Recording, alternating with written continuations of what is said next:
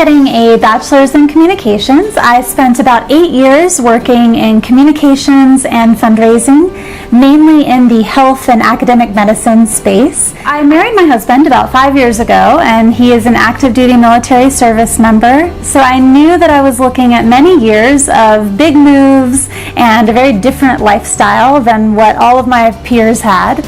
And it was a time in my life where I would normally be focusing on growing my career and advancing professionally, but instead I sort of had to take a step back and look at how I might do that on my own terms. So that's what made me interested in finding a remote or flexible position. Every day is different to a degree in that it might be really heavily balanced on social media work or project management, or I might spend a whole day like I did yesterday in meetings with people almost face-to-face in video conferences and facilitating a webinar. So it's a really varied course of the week for me, and that's one of the things I love about it, is that for all of my clients I do a really wide variety of work. And that's something that I've been able to shape with my clients individually. Right now I have 3 clients that I work with. One of my clients I have been with since the very beginning, so since summer of 2015 when I first started as a team member. And at the time, she had founded a tiny nonprofit organization and was just getting started. And so what I have been able to do over the course of 3 years is help her fundraise. We've raised several $100,000s over the course of a few years.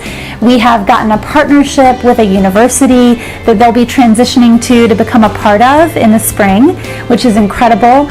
And on a day-to-day basis with her, we do anything from social media campaigns to organizing fundraising appeals to some event planning for several workshops that they put on, and then some day-to-day project management stuff. What it has given me is a very different perspective on that idea of work-life balance. My lunch break comes, I've got an hour free in the middle of the day or in the early afternoon. I can go meet a friend for lunch. I can make something in my kitchen and come back and check email. I can take my dogs on a long walk. There's nothing that has to be routine. And I think that has been really incredible for me. And it's enabled me to structure my time in a way that I work when I'm best at working. So I do my really focused stuff in the morning. I try to do things that are, require less creative juice at the end of the day.